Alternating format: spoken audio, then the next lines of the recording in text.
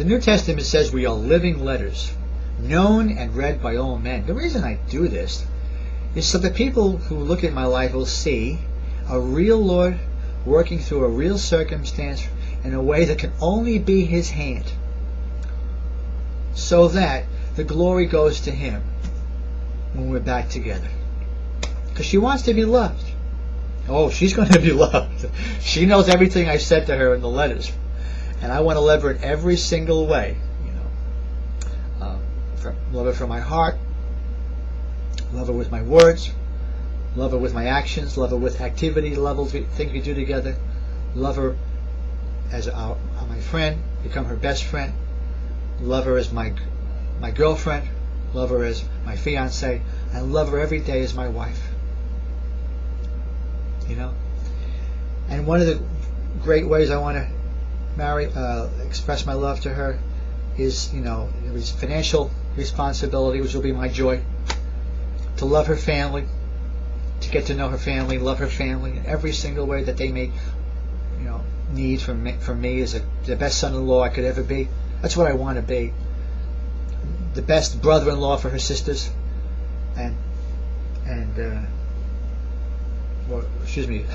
son-in-law for the parents, and for her sisters rather, and for her brother or brothers. How many brothers? I'm not sure. I know she has one brother.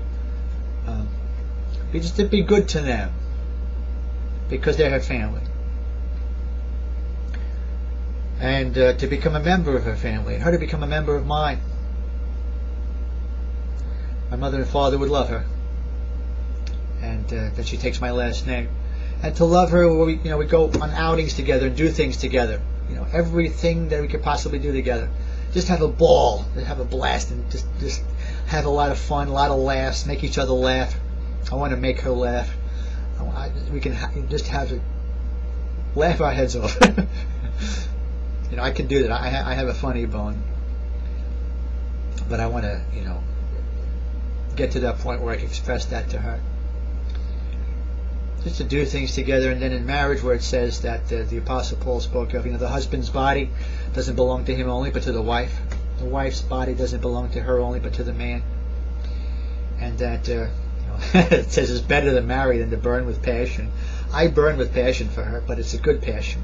I expressed it in the letters to her, and I want to express that side of me in marriage to her in every way that I said in the letters to her.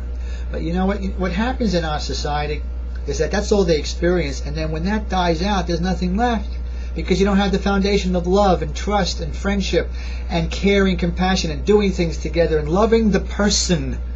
See what I'm saying? Loving the person. You want to have a great love-making sex life? Wait for God's timing in your life for the right person, and wait until marriage, where it says the marriage bed is undefiled, the marriage bed is clean.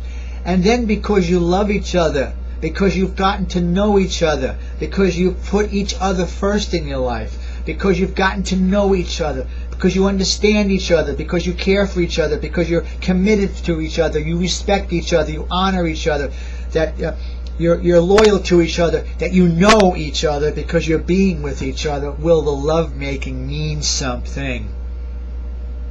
You see, the reason why sex means nothing for so many people today, because it's just the physical release of the sexual urge, but it's supposed to be experienced with the love of God in Jesus Christ for each other, that in a way that and in a season in your life, where you've grown to love each other from your heart, and that your heart beats with love for each other, and you trust each other, and you've done things with each other and are doing things with each other in recreational companionship, that you're creating memories and you're doing things that create the relationship and cause you to become close. That's why I said all I said in the letters, for her to get an excitement about her future. Not for her present, but for her future. What I want to experience with her in every way. I just didn't talk about my sexual desire for her. I spoke about everything else that culminates This, love culminates in the physical sexual act with your wife. It's a wonderful way to express your love for your wife.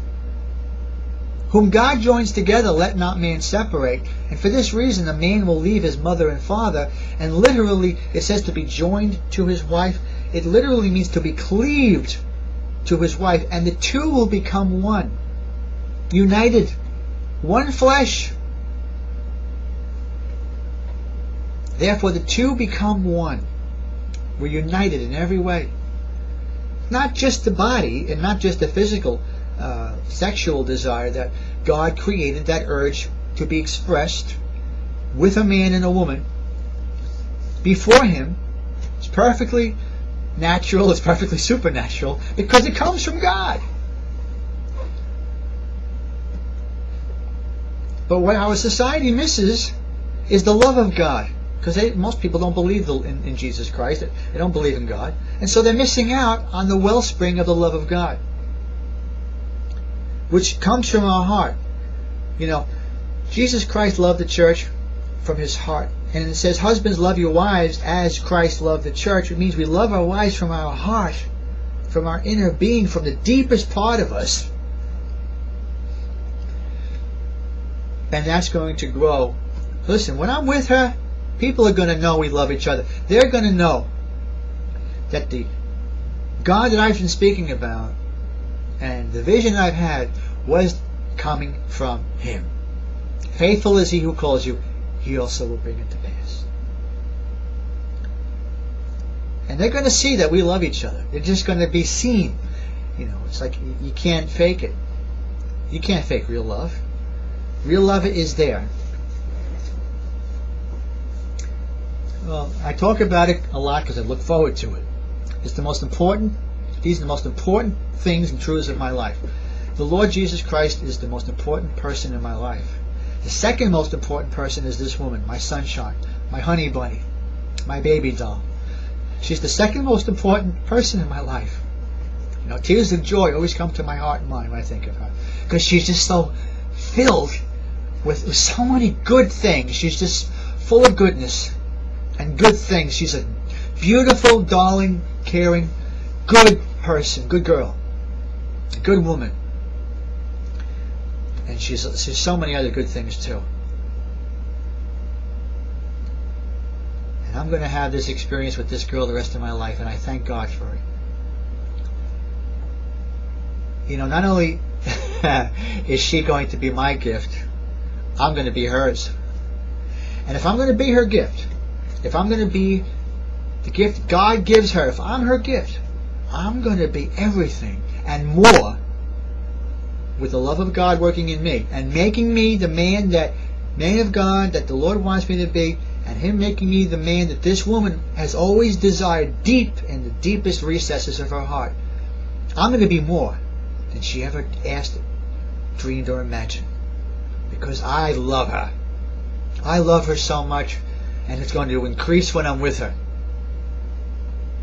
We're back together. It's going to be great. We're going to go at her pace.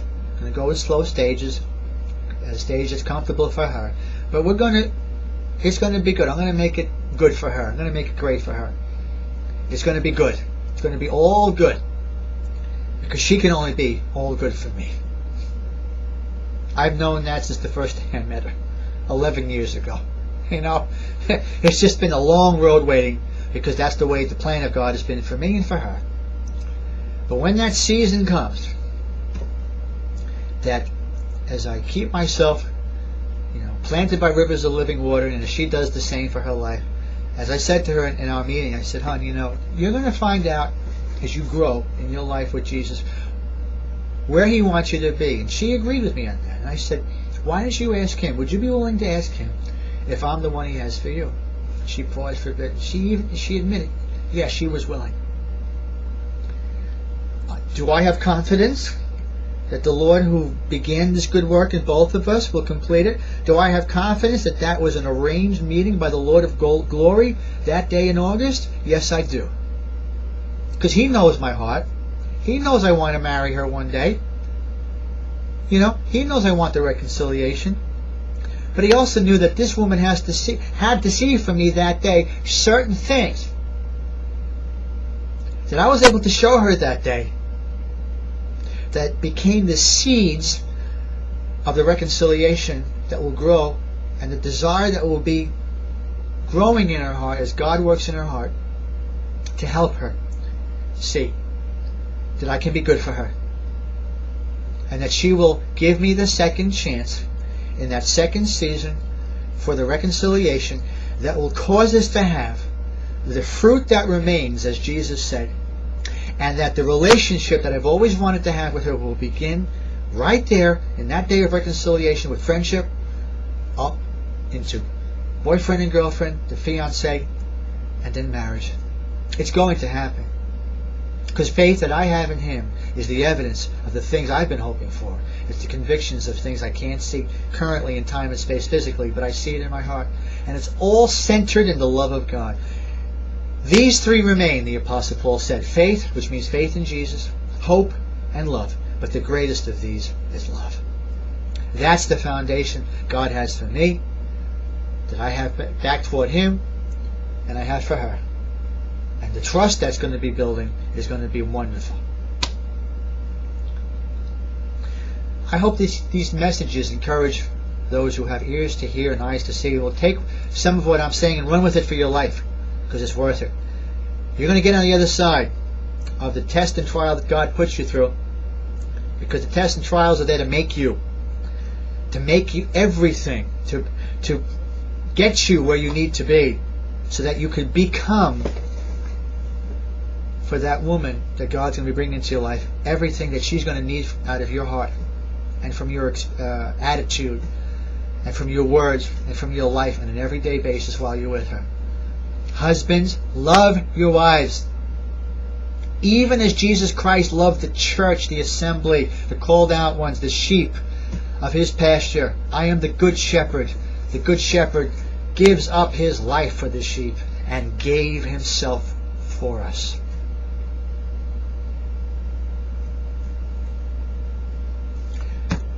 Thank you for watching. I hope some of you got some good out of this tonight. We'll see you next time. And for those of you, again, who are new to my Facebook page, my name is Glenn Riebenstorff. I live in Brooklyn, New York. Welcome to my Facebook. See you guys next time.